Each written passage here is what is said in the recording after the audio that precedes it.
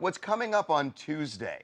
The reason I don't think it's as monumental as the one before is we know Donald Trump.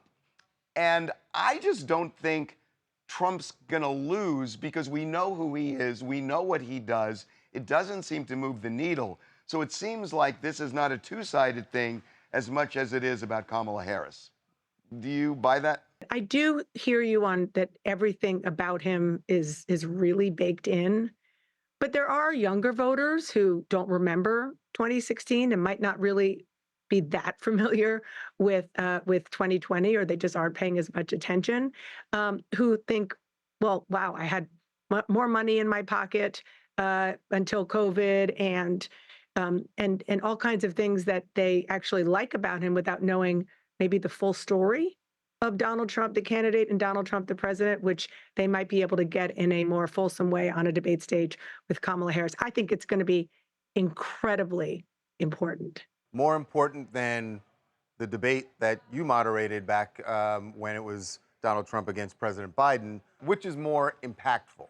I think that they are both very important. The debate that we did in June was cataclysmic, obviously, for Joe Biden's campaign. Had that not happened the way it happened, Joe Biden would still be a candidate. And if they were continuing on the path they were on, Donald Trump would be heading potentially towards a landslide. The top goal is for those of us who are moderating to recede, and the people who are on the stage to explain to voters, to show voters exactly what they would do and who they are.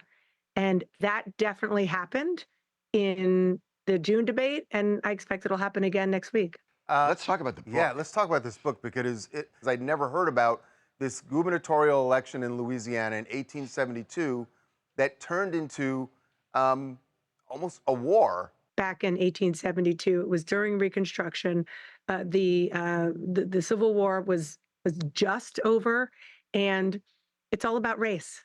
When freedmen, newly freed Black slaves, men only, women couldn't vote yet, could vote, that they did. And they voted in, you always hear, it's the first Black representative of X since Reconstruction. Yeah. And the reason why we hear that is because during Reconstruction, there were so many Black elected officials because of this right to vote, and that they took advantage of. And it was before the whites in the South realized that the way to keep the Black experience from being equal was to do it at the ballot box. The leaders on the Democratic side were stoking violence, and they were stoking their people to use guns, do whatever it took to make their point. And it happened in a very horrific way in Colfax. It was called the Colfax Massacre. 150 Black men were slaughtered in cold blood. And in order to try to find justice, they put it in the federal courts. It went all the way up to the Supreme Court. And what they were arguing was that these Black men had their civil rights infringed upon. The Supreme Court said, it is not the job of the federal government to decide on civil rights. It's up to the states. And that was the Supreme Court ruling, Cruikshank, that paved the way for Jim Crow laws in Louisiana and all over the South for a century. And it came from this election.